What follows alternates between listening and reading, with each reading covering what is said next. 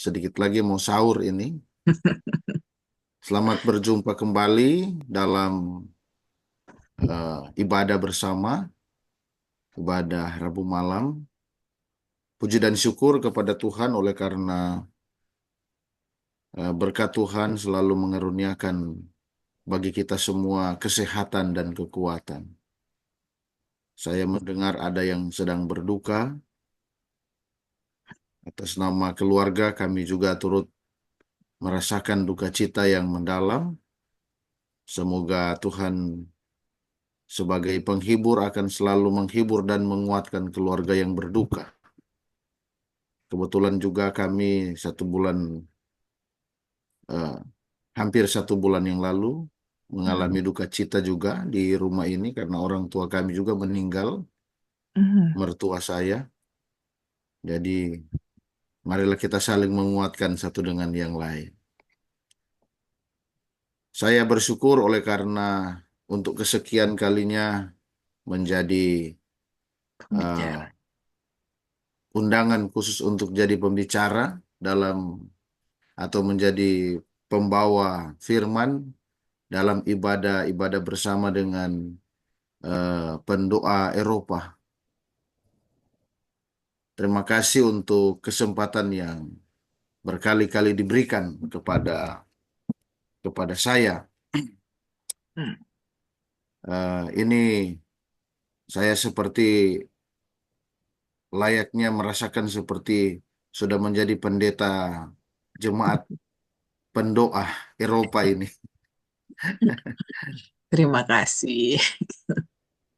Baik saudara-saudara, pada pagi atau pada malam hari ini, sesuai dengan topik yang saya masukkan, bahwa topiknya adalah ketika kita jatuh,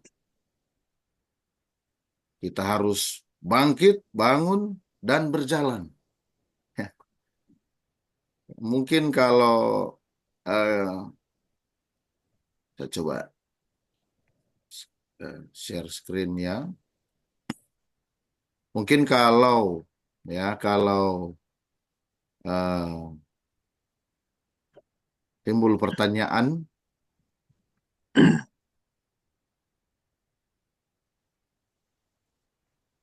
mungkin pertanyaannya apakah kita pernah mengalami eh, musibah jatuh ya?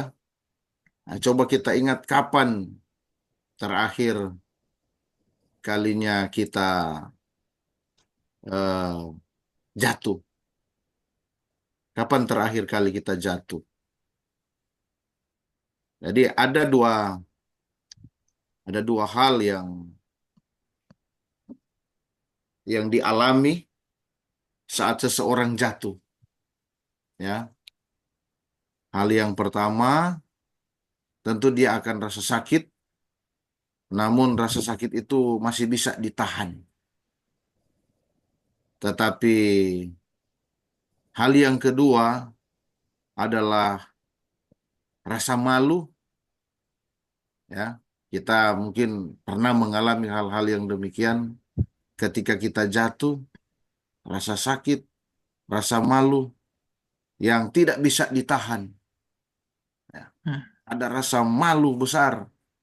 Saya pernah mengalami situasi seperti ini. Wah, malunya minta ampun. Karena saya pernah mengalami situasi tersandung di satu tempat dan jatuh di depan banyak orang. Malunya minta ampun. Nah, ya, itulah yang kadangkala kita alami ya, kita rasakan. Nah, saudara-saudara, jatuh ke dalam dosa, apakah ada di antara kita yang tidak pernah jatuh ke dalam dosa? Apakah ada di dalam ruang Zoom ini yang tidak pernah berdosa? Atau apakah ada di dalam ruang Zoom ini yang tidak pernah berbuat kesalahan? Atau adakah yang ada di dalam ruang Zoom ini yang hari ini ya belum pernah berbuat dosa, atau mungkin kita akan berkata bahwa saya tidak pernah jatuh ke dalam dosa. Saudara-saudara, kalau kita lihat di dalam kitab Roma pasalnya yang ke-12, semua orang, kata Rasul Paulus, semua orang telah menyeleweng.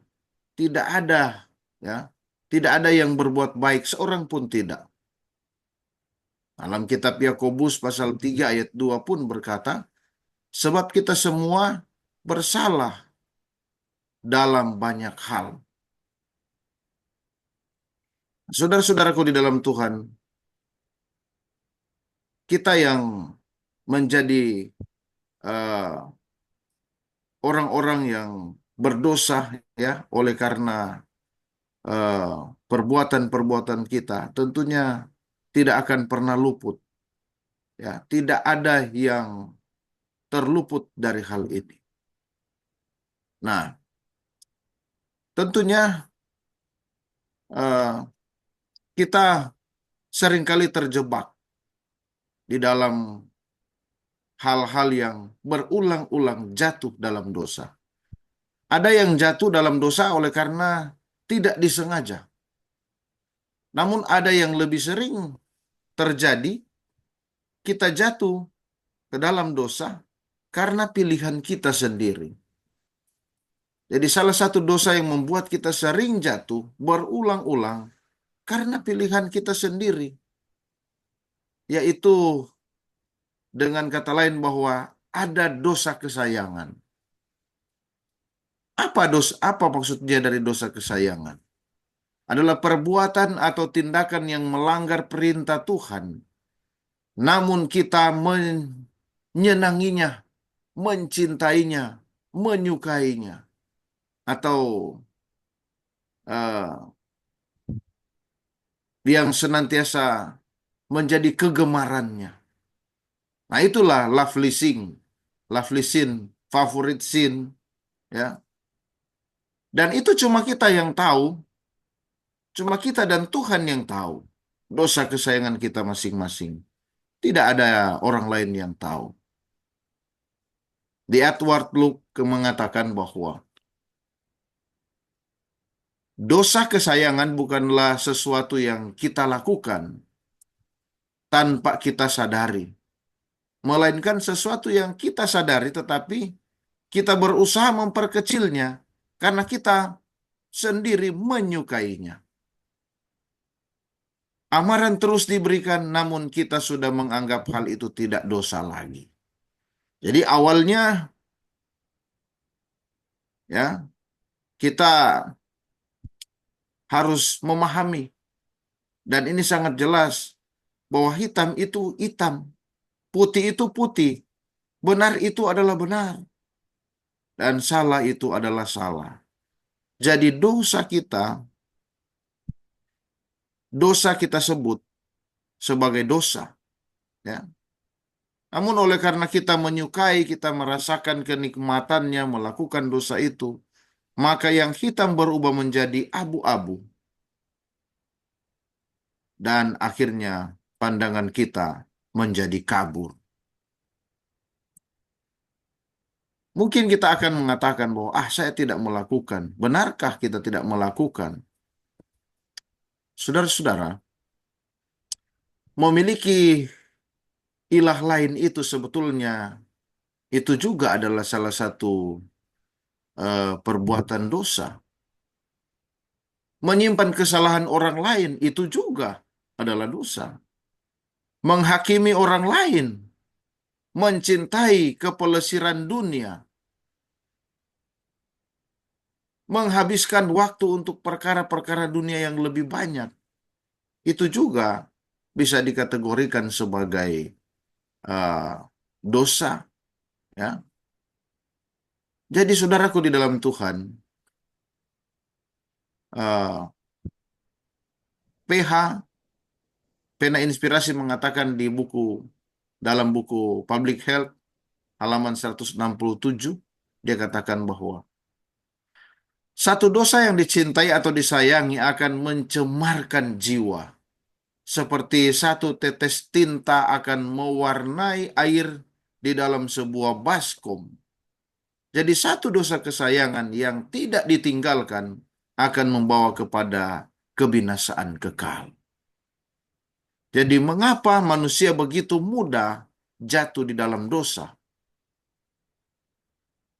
Kalau saya mau katakan bahwa yang pertama, karena dosa itu begitu menarik, saudara. Dosa itu begitu menarik. Di Afrika, bagian timur, ada pasukan babon, ya, babon-babon liar ini di sekitar mereka, di sekitar warga. Dan satu kali ada sekitar 50 ekor mereka masuk di area perkampungan dan perkebunan penduduk. Awalnya, saudara, para babon itu menjadi tontonan dan hiburan yang menarik bagi para penduduk setempat. Namun, tidak lama kemudian, kedatangan mereka ini justru menjadi sebuah bencana bagi para penduduk di perkampungan tersebut. Mengapa, saudara? Oleh karena dengan segera mereka merusak hasil perkebunan penduduk dan memakan jagung-jagung dan tanaman dari para petani yang siap untuk dipanen. Jadi babon-babon itu menghancurkan apapun dengan tangan mereka, apa yang mereka dapat. Saudaraku di dalam Tuhan, para petani yang sedih, mereka frustasi, dan pada akhirnya mereka membuat sebuah rencana. Mereka eh, berencana untuk membinasakan babon-babon ini. Dan untuk melakukan rencana tersebut, mereka membuat sangkar dengan menaruh umpan di dalamnya. Dan saudara-saudara, rencana mereka adalah menangkap 50 ekor babon itu dengan menjerat mereka di dalam satu perangkap. Tetapi saudaraku di dalam Tuhan, babon-babon ini adalah bukan binatang yang bodoh. Bagaimanapun juga, mereka ini memiliki insting, mereka merasakan bahwa sangkar itu adalah bahaya, dan mereka menolak untuk masuk ke dalamnya. Tetapi para petani ini, mereka sabar menunggu, saudara. Sehingga pada akhirnya pada suatu hari, ada eh, salah satu dari babon yang lapar tersebut berspekulasi. Dia coba untuk masuk ke dalam sangkar dan memakan umpan yang disediakan di sana. Dan ketika sudah di dalam sangkar, binatang itu merasakan keenakan karena tidak terjadi sesuatu apapun padanya.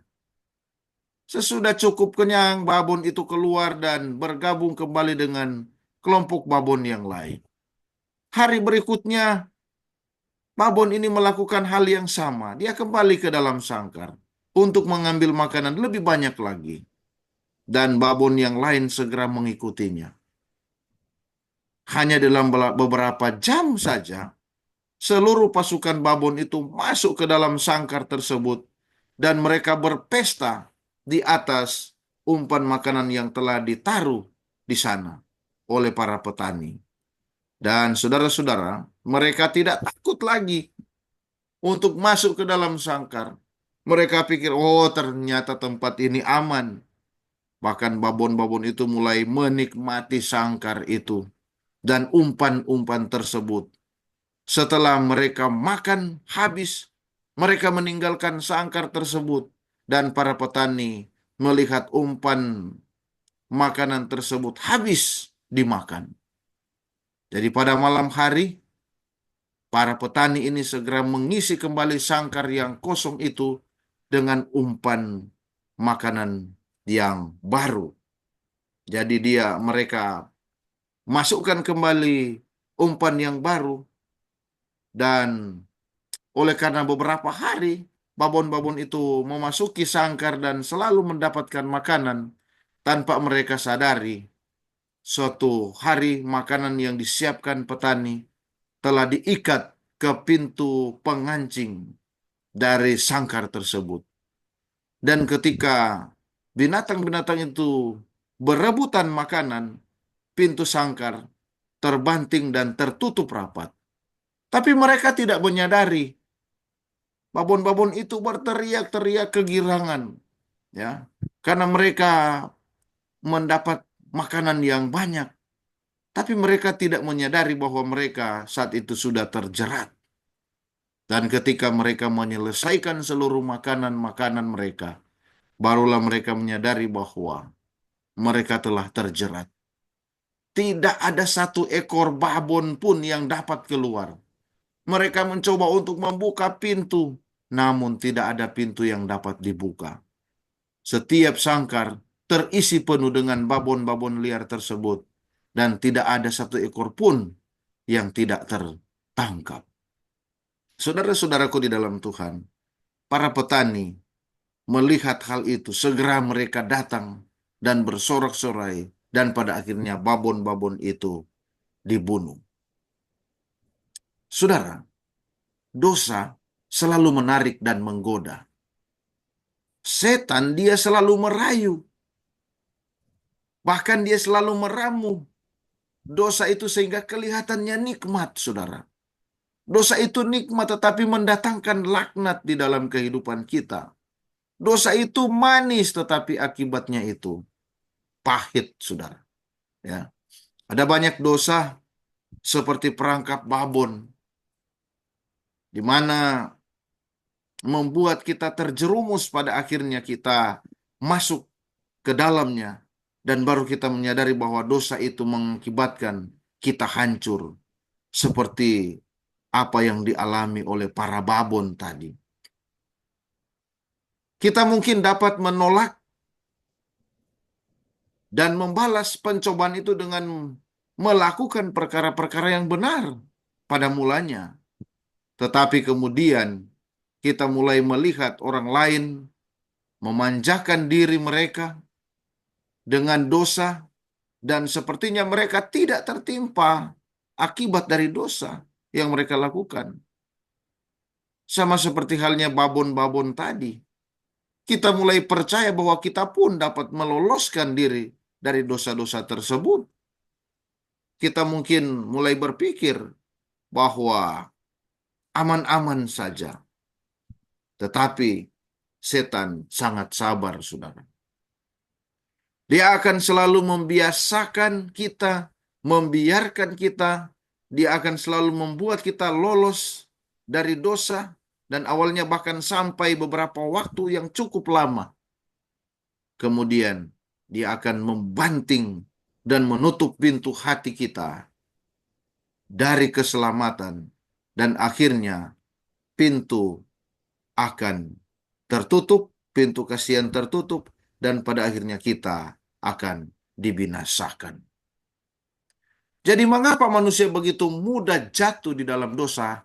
Oleh karena dosa itu enak, manis, sedap dipandang, dan enak untuk dilakukan.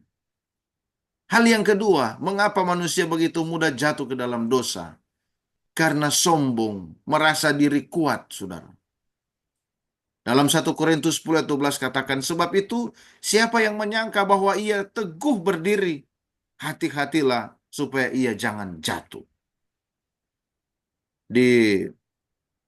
Pernah di Indonesia ada eh, ada satu keluarga yang memelihara ular, ya. Dia memelihara ular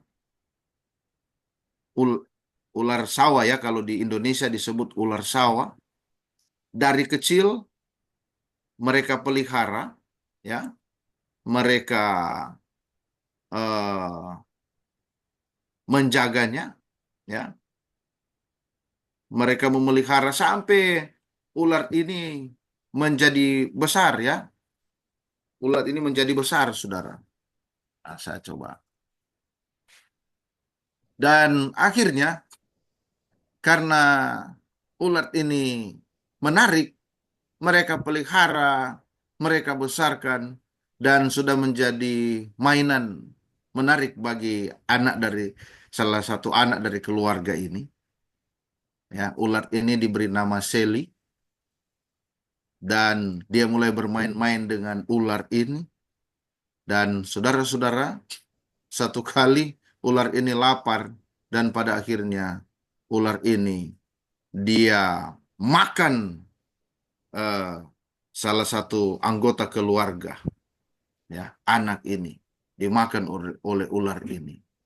Jadi ular ini kecil, dia akan menjadi ular besar dan ular besar pada akhirnya dia akan makan orang, saudara. Ya, dia pada akhirnya ular ini akan makan orang, saudara. Ya, jadi menjadi sebuah eh, pelajaran berharga bagi kita sebagai umat-umat Tuhan, ya, di era sekarang ini.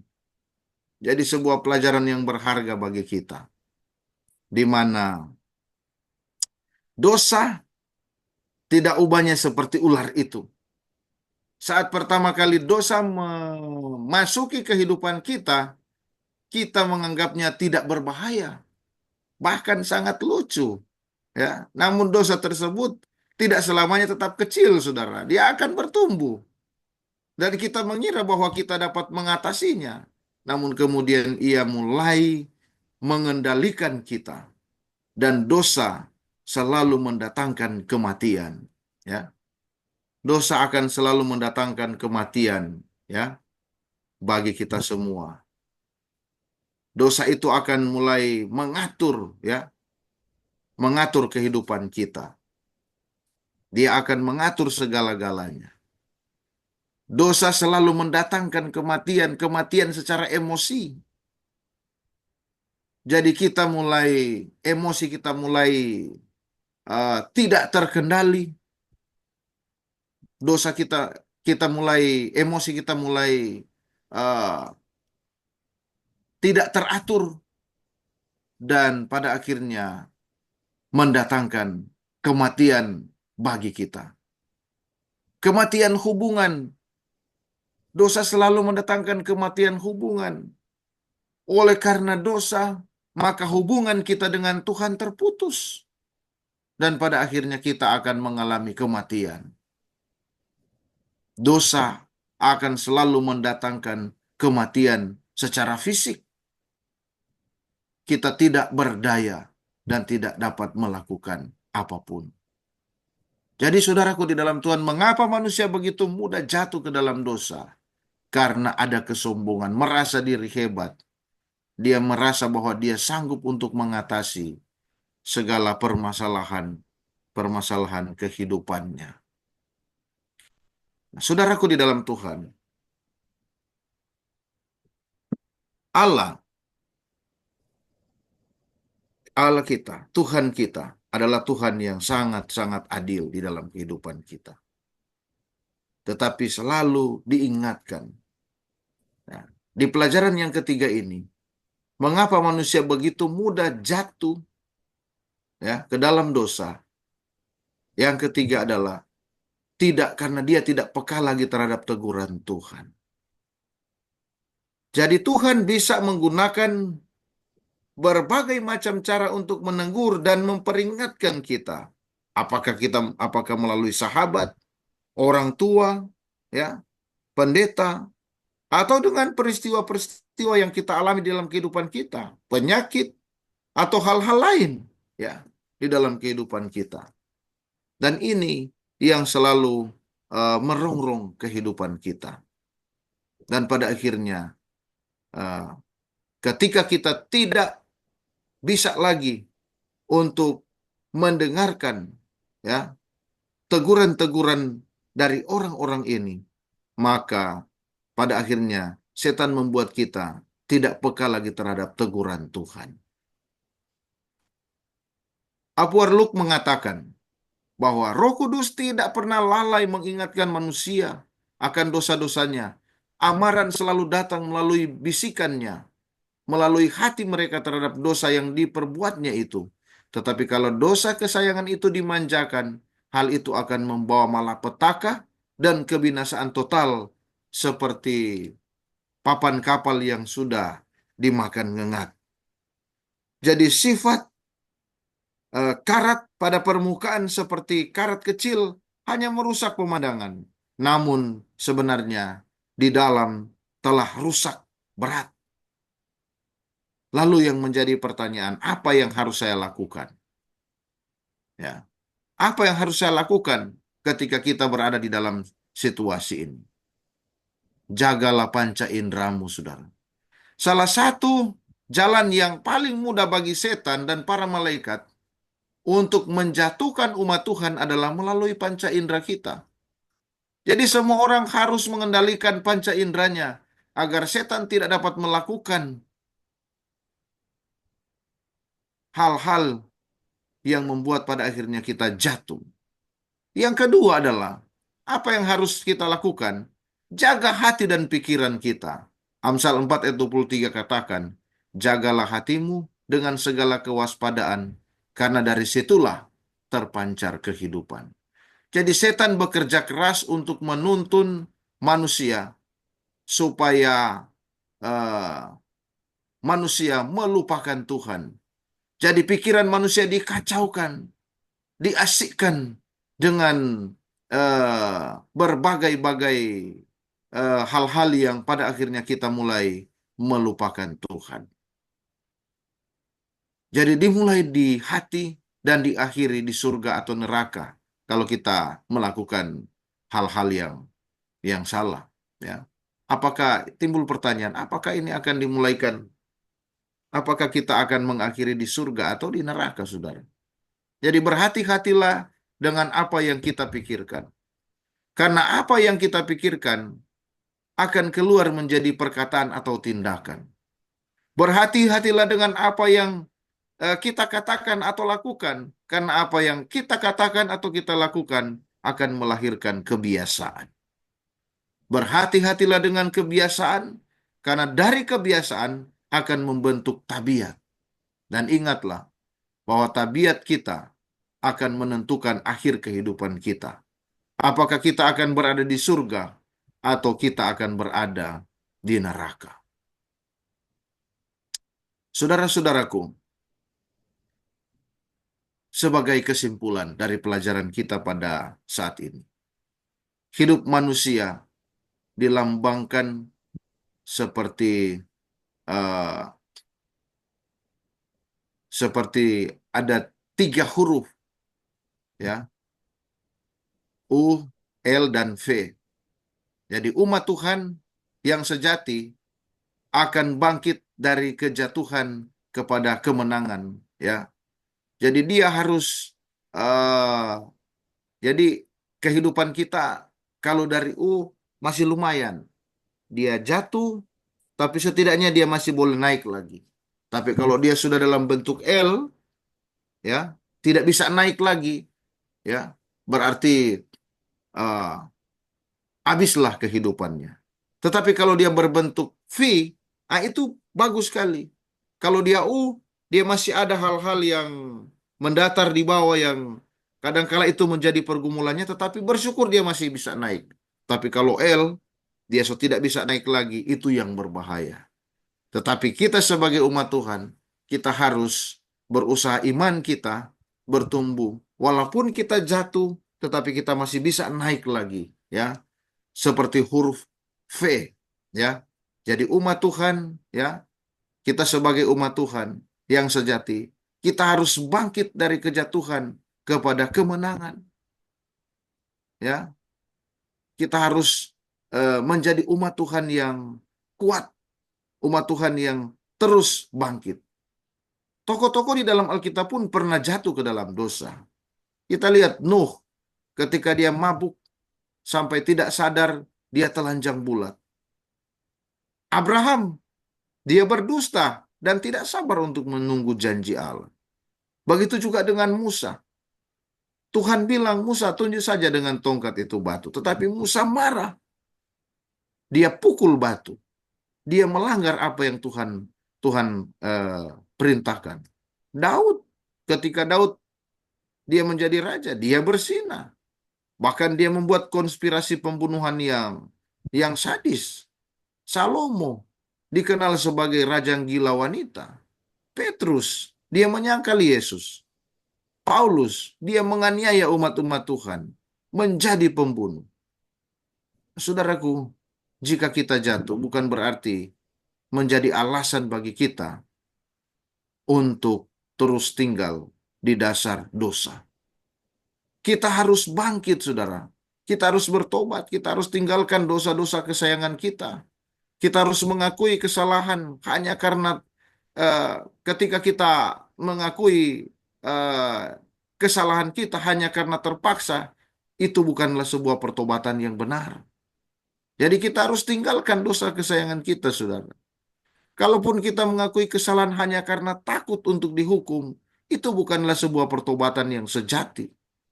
Ya, pertobatan yang sejati adalah datang dari hati yang tulus dan jujur. Ya, berduka, merasa malu atas dosa yang telah dilakukannya. Tidak mencari-cari alasan untuk membenarkan diri, tetapi mengakui semuanya di hadapan Allah dan mengizinkan Roh Kudus untuk menuntun kita berbalik dari jalan yang salah.